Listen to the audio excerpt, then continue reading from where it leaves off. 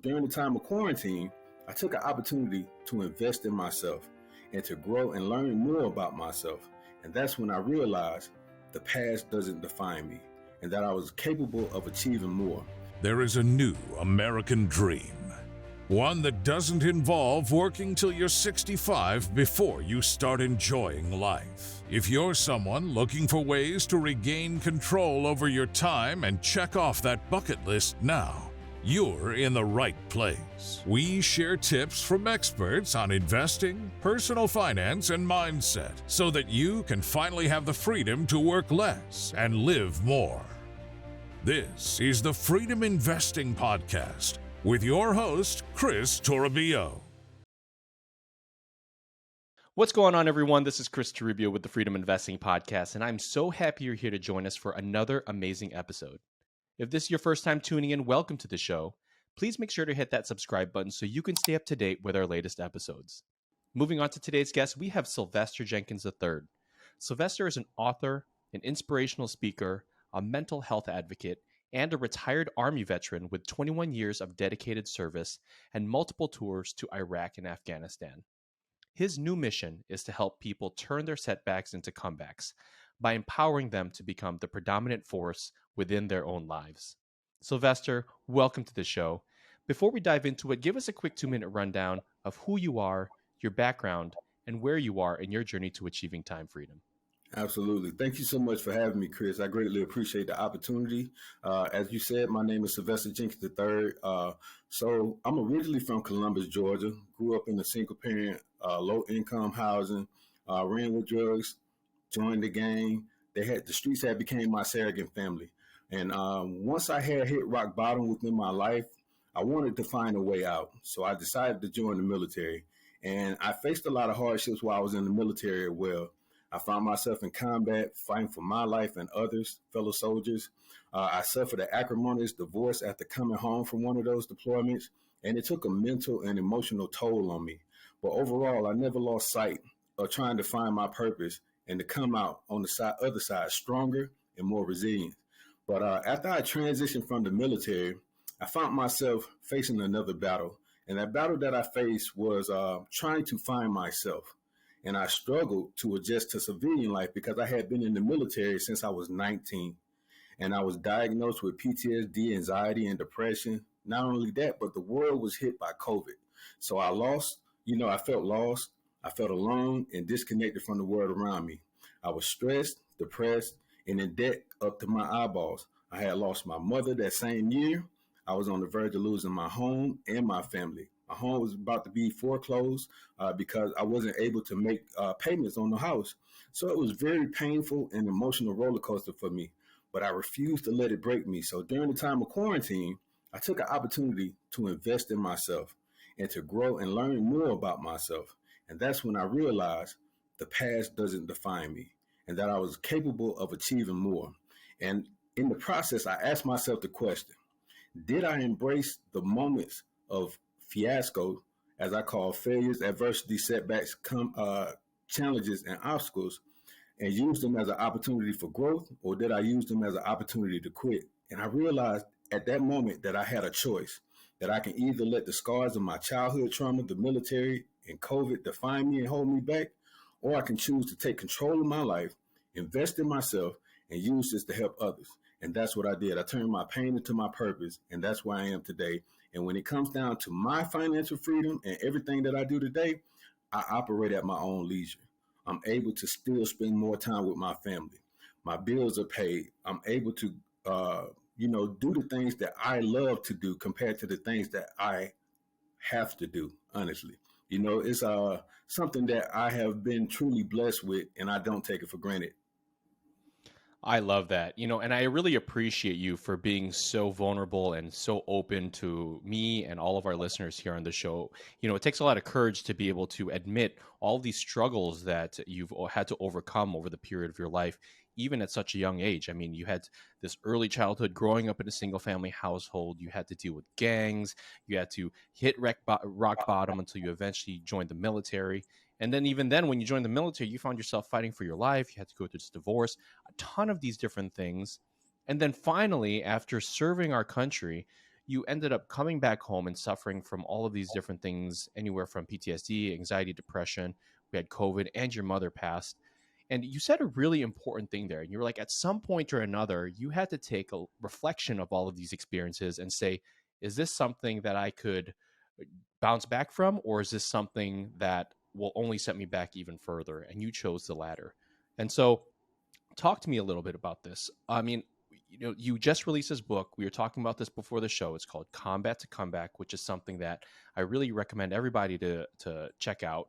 Talk to us a little bit about that. Is that kind of this experience that you've encountered so far? Absolutely. It's more of a memoir of my experiences that I just spoke of, going more in depth, but at the same time talking about the struggles and challenges that people experiences. We face financial hardships. We face marital relationship issues. We face mental struggles. We face emotional struggles, social struggles. We face all these things. So I feel as combat is just not isolated to the battlefield. It's not just isolated to the brave men and women who fight for this country on a day-to-day basis. We face it in our day-to-day lives. But how do you combat that?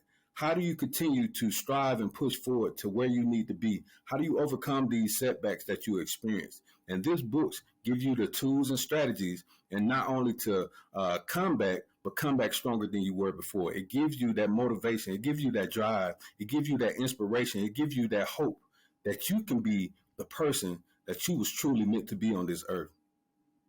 I love that. And, talk to us a little bit about kind of your experiences up until this point, right? You came back home, you were suffering from all of these struggles that came with serving and being in these type of situations.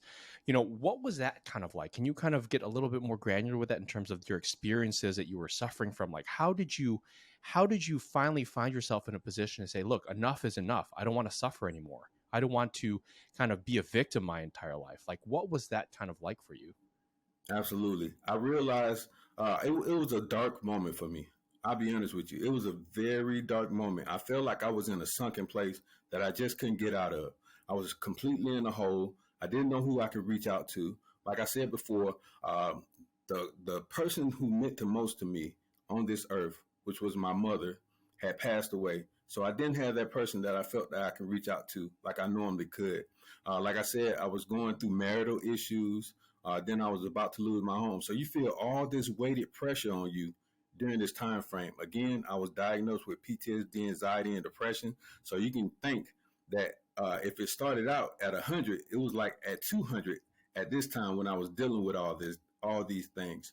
But like I said before, I went through the motions of looking at myself in the mirror and trying to figure out exactly what I can do to make a change. So what I did, I took an opportunity to go to YouTube University, which is, I think, is one of the greatest universities there is on this earth, and look at some motivational videos. Just so happened, I seen Bob Proctor, I seen Brian Tracy. I started looking at these guys and listening to what they were saying, and I started to implement some of the things that they said, and I started to see a change. I realized that I had a choice. I realized that I could be better than what I was yesterday. I realized that all I had to do was make the decision and just keep pushing forward. And when I did that, I started to notice that, hey, it worked for me, and that I was able to change not only myself, but the proximity around me. I was able to change my environment to be in a controlling way that I'm able to handle a lot of the pressure and situation that I experienced. And I realized that adversity wasn't meant to hurt me. It was meant for me to grow.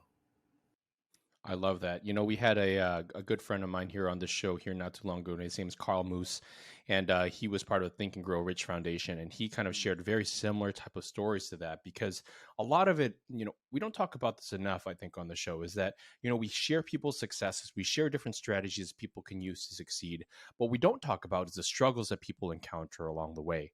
And I really appreciate you kind of bringing this to light here, in that it is not all sunshine and rainbows, especially on your path towards achieving your goals, whether that be financial freedom, whether that be time freedom, whatever that may be. You're always going to encounter bumps along the way. And sometimes it can really leave you in a position to where you have to make some serious decisions on how you're going to approach this not physically, but mentally. Right. And so I appreciate you sharing this with us. And so, once you kind of made that decision, you looked at YouTube University, you found all of these people who kind of helped guide your mindset.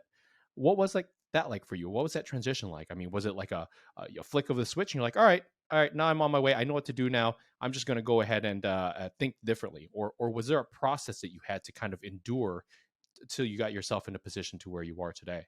Absolutely. I think it's a major process. And I want to make it clear that everybody's journey is not the same.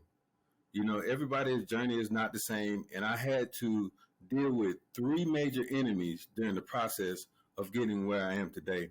And that was the self-doubt, the fear, and that inner critic. These three enemies that you face on a common basis are all in your head. And by defeating these enemies, you will eliminate at least 80% of what you did within your life. And just by peeling back the onion and seeing where a lot of this stuff came from, because I went back generations. I didn't just start with myself. I went back generations. I went to like how my mother was raised, how my grandfather was raised, and seeing the lid that was put on each generation to where I am today, because it started before you, not with you. So you're able to change a lot of the experiences that you have once you realize a lot of the things that your parents or your family members experienced along their journey of developing and growing. So that had to be the change for me. I started to like really peel back the onion and see where a lot of things that I experienced before I was able to get to a point where I like, that's not me. That's not who I am. I can change this. I can become the person who I truly strive and want to be. Ooh, I just got goosebumps listening to that there, Sylvester, because I think that brings up a really good point, right? When we grow up, when we are born into this world, the context that we have and the experiences that shape our viewpoint are brought onto us by the environment in which that we are in. Absolutely. And so, as you had mentioned, sometimes what shapes our environment, because we have no context, right? So we experience the environment for the first time the way that it is. But we have these influencing factors that come into our mind, right? A lot of times that can come from friends, that can come from family, people who have been and done things that we're experiencing for the first time. They've been there before us. And so there's this little like preconceived type of influence that has on the way we shape our viewpoint that, as you had mentioned, I'm sure you had to kind of overcome and realize like, look, this environment was shaped by my predecessors. It's time for me to make a change and experience it or view it in a different way starting now. Absolutely. Absolutely. I think people, sometimes your environment reflects your requirement, and you have to separate in order to elevate. Ooh, yeah, that's powerful. That's powerful. And so on that note now, one of the things that you do now is a bounce back coach, right? So talk to me about that. Like, what is a bounce back coach? So a bounce back coach is pretty much helping you to develop a level of resilience, grit, tenacity, and fortitude. It's not only that, but it helps you to become the predominant force within your own life. I tell a lot of people when I first sit down and talk with them that what I'm going to do for you is help you to find the arrow in the FedEx logo. The FedEx logo is you. But if you look in between the E and the X, if you've never seen this before, next time you look at the FedEx logo, you'll see an arrow right between the E and the X. And that's that potential that you always had to overcome any obstacles, to become the predominant force within your life, to be the person who you are truly meant to be on this earth, because everybody was created on purpose for a purpose. That's powerful. And frankly, I'm looking up the FedEx logo in myself, and I just realized this for the first time. Exactly. Guys, look up the FedEx logo, guys. This has been the same logo for so many years now, and I never actually noticed that there's an arrow there. People see themselves the same, just as you've seen that logo, and that's the reaction they have once they realize it's all within me. It's been there the whole time. I can stand strong and overcome any hurdle or battle that I might face. Oh my goodness, that is mind blowing. Well, Sylvester, you definitely showed me another new thing today if you haven't already. So that's powerful. And so you said a really good thing here, and that's grit, right? Grit and tenacity, Right. right? I had a friend of mine that I had a conversation with not too long ago, and he said, the reality is the key to success is not knowing everything or not having the most resources. The key to success is really how much are you capable and willing to endure, right? Yes. Because the reality is like the people who succeed the most in this life aren't the people who are the smartest. They aren't the people who have the most resources in their life. It's the people who are there that show up day in and day out, regardless of whether it's a good or a bad day. They still show up. And you make a really good point there in that you're training people to kind of develop that level of grit and tenacity. Now, is this something that you felt you developed while you were in the military? Or is this like, what does that process look like in terms of developing one's grit? Absolutely. So I feel as though that grit is something that we always had. It's something that you just have to discover. The whole thing about it is that people feel as that you just have to simply be born with it. But it's just like any skill, as far as finance or leadership. There's something that has to be developed, and you can develop this grit in order to become where you need to be to stand strong when times get tough. Now, everybody experienced a level of hardship when we experienced COVID. The whole world shut down. Everybody was in disarray, trying to figure out what's the next step, how I'm going to do this, what all is going on. People lost loved ones. People had to change their way of interaction. We didn't have no type of connection for a long period of time, but we prevailed over that. So a lot of people might not feel like they have that grit, but they have it, and they should have realized it whenever we experienced that COVID. They should have realized it when they went through those hardships because they're still here. If they're viewing this interview right now, pat yourself on the back because you have a strong level of grit. You have a strong level of tenacity and resilience because you overcome one of the biggest challenges that we faced on this earth in over, I would say, 40 to 50 years. Congratulations. Absolutely. And it was interesting because during that period of time, you really got a chance to see how people coped with that situation. And frankly, sometimes you can really see that people were struggling to kind of cope with what the reality of the situation was. And then there were other people who adapted and, took that as an opportunity to really elevate their current position that they were in. And Right. I think that goes back to, again, the perspective, the feeling of control that maybe people can have too, Yes. and realizing that some people just took control of the situation while other people felt that they didn't have any control, and their response was accordingly. So it was really interesting to kind of see that during that time. Absolutely. I believe your perception affects your performance because the problem it's not the problem is not the problem, it's your perception of the problem. And you can either choose to allow it to be your prison or you can choose to let it be your passport to what you can do next. Absolutely. And, so granted, now this is an investing podcast, and, we love being able to bring on guests who can speak to the mindset and the struggle that people can experience. And we also like to share different type of strategies, right? We like to talk about business, we talk about finance, personal investment strategies, real estate comes up a lot of the times. And frankly, because of that, this podcast has really attracted a lot of high-level listeners who have these aspiring goals that they want to achieve.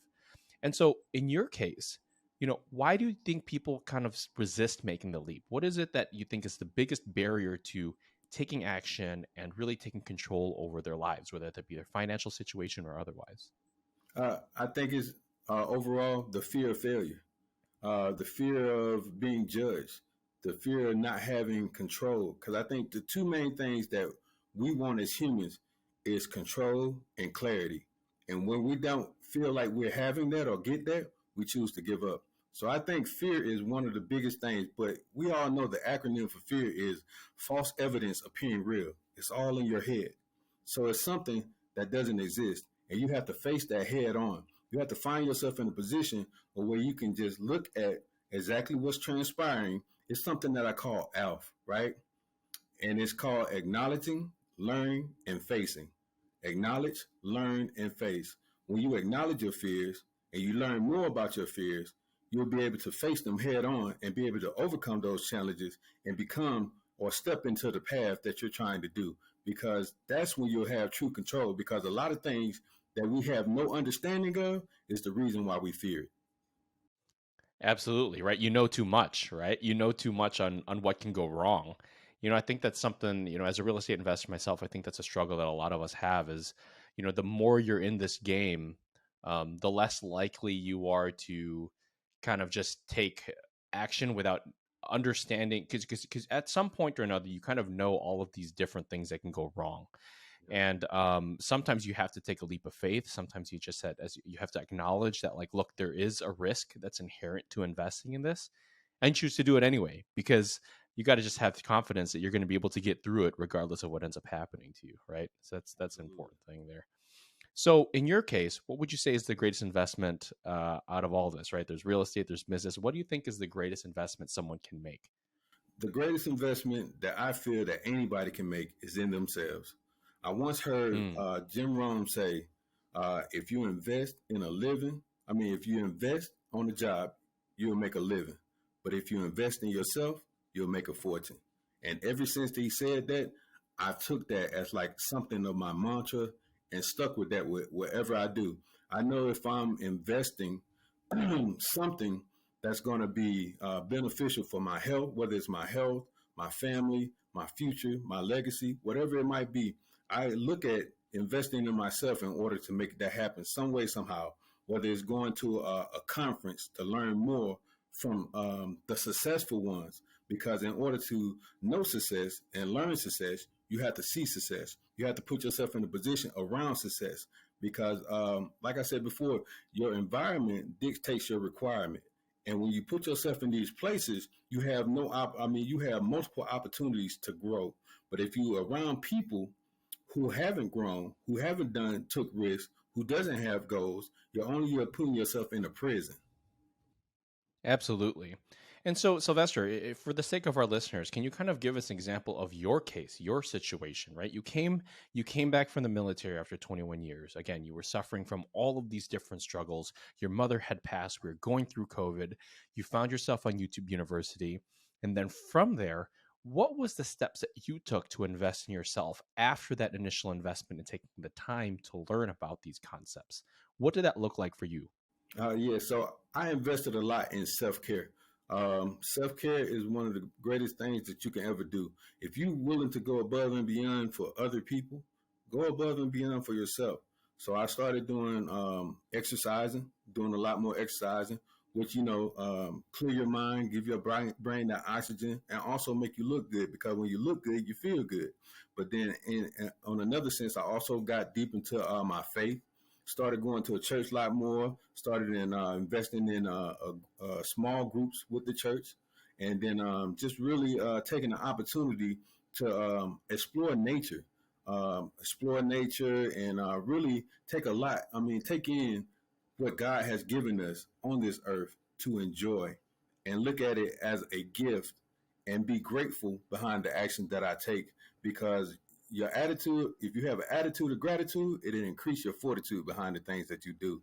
So I think taking the opportunity to invest in self care really helped me a lot to balance my well being and to also help others. That's really important because, I think on the path to success, especially in today's society with social media and all these different content that's out there, like, it's very easy to get caught up in this pressure to perform. And what that comes down to is, like, look at how hard I'm grinding. I'm grinding every single Yes. day. I'm waking up earlier than you. I'm working later than you. I'm working more days than you, whatever that may be. And as you had mentioned, a lot of times the reality is it's not sustainable. Success doesn't happen overnight. And it's something that, if you're going to be doing this for the long run, you have to take care of yourself, because if you don't have your health, you really don't have anything else left, right? Right. And the other thing too is, I want to mention this, is like happiness, right? Like, why are people wanting to achieve financial freedom? Why are people wanting to achieve time freedom? Like, what is the underlying reason behind that? And I can guarantee for a lot of people, and I don't want to speak for many people, but I can guarantee a lot of that has some component of happiness to it. And I love that you brought up gratitude, because that is something that, like, if you just sit back and appreciate where you currently are and what you currently have, Yes. that'll make the entire process so much more sustainable. Absolutely. Truly. And so moving forward from here, talk to us about, like, what does your life look like now compared to it was when you left the military? What's your day-to-day look like for Sylvester Jenkins III? Oh man, it's amazing, man. I grind at my own pace, right? I grind at my own pace. I learned a lot of the technology in order to create systems to be able to earn my, take time to invest not only in myself but my family as well. And then we had the opportunity to like a lot of things that I was missing. Like say if my son had a football game or my daughter had a recital practice or just being able to go on date nights with my wife. Multiple times I was deployed, gone for a whole year, didn't have the opportunity. And when I come back, they're a totally different person. I got to relearn them all over again. So I'm able to invest where it's needed the most because time is one of our precious assets. It's a major currency that sometimes we can take for granted and think we have those opportunities. Or I'll get to it tomorrow, or I'll revisit this another day. No, take that opportunity at that moment in time. If your kids say, "Hey, Daddy, can you play with me?" Play with them. If my wife say, "Hey, we need to go on a date, we need to have a talk, we need to have a conversation, whether it's a movie as a family, whatever it might be," I have all that leisure now because I can never get that back. At any point in time, if I go invest it on a job, I can't get that time back. So I think, just having the opportunity to be able to do this and live financially free. I tell everybody, I live financially free because you can't live on one stream of income. And some people are busting their behinds out here on a day-to-day 9 to 5, and they're going in and putting in 80 hours a week, and they're missing out on so much time. And it's all because they're afraid to jump into something that would be beneficial for them and their family for a lifetime. And I have that at this moment in time. I have that. I love that. Thank you. I absolutely love that. And kudos to you for being able to put yourself in a position to do that because, not many people can say that they came from the position that you were in with your childhood growing up and the experience that you had throughout the military and afterwards, and to be able to bounce back and get to the position you are today. So I just want to take this as a chance to congratulate you and kudos to you for putting in the work to be able to get yourself in the position that you are today. Thank you. I appreciate that. All right, folks, so we're coming towards the end of today's show, but before we finish, it is time for the Freedom 5. These are 5 questions that we ask every guest on our show, starting with the most important question: what is your why? What is the underlying motivation behind everything it is that you do? So the underlying motivation behind everything I do is to change the narrative. I just told you a little bit about my background, so I want to be the blueprint for my kids. I want to change generational curses and build generational wealth. And I love to empower individuals to bounce back from adversities and setbacks and just to embrace the predominant force they are within their lives. I just want to make a positive impact on this world and help people to overcome adversity and create a life that they love. Love that. Second question we have here: what book has had the largest influence on your life? From Combat to Comeback: How to Conquer Life Battles of Adversity. No, I'm joking. So the book that has had the largest influence on my life is A Man's Search for Meaning by Viktor Frankl. Right? So this book, it explores the human capacity to finding purpose and meaning, even in the midst of extreme suffering. This is one of the things that inspired me to write my own book because it was so powerful. It speaks about the importance of resilience, the power of mindsets, and the significance along aligning one actions with a greater purpose. So I think this is a great book that everybody should read, and it really changed my life. It's called A Man's Path to Meaning? No, A Man's Search for Meaning by Viktor. Man's Search for Meaning. Yeah, by Viktor Frankl. It's VIKTOR FRANKL. Perfect. Third question we have here: what is the most impactful thing, whether it's a piece of technology, whether it's a habit or a person, that it's helped in freeing up your time? Oh man, there's a lot of things out. There's a lot of technologies out right now. But I was saying that leveraging just technology, automated and streamlined tasks, just utilizing productive tools. I think what it is, Canva is one. Chat GPT has become a huge one. Squarespace. There's a number of them, man. HubSpot. MailChimp, all these things have been beneficial for me as far as allowing me to optimize my workflow and focus on high value activities. Love that. Absolutely. Even Calendly too, right? Even Oh, yes, Calendly with absolutely. scheduling. My gosh. Yes. Like Yes. before that, you had to just do sending emails back and forth. Does this work for you? No. Does this work for you? No. Does this work for you? It's just like, here, this is my Yes. availability. Check it out. Fourth question we have here. What is the number one piece of advice you'd give to anyone else looking to achieve more control over their time? Okay. My number one piece of advice for anyone looking to achieve more control over their time is to prioritize and set clear boundaries. Clearly define your goals, identify your most important tasks, and learn to say no is an essential commitment to non-essential commitments. Delegating tasks, possibly and create routines and systems. And just remember, time is your most valuable resource, and investing in yourself is the greatest investment that you'll ever make. Absolutely. That is literally the mantra of this podcast. Is like, it's the only thing in life you can never get back. It's time. All right. Fifth and final question we have for you, Sylvester. What's the best way for our listeners to get in contact with you?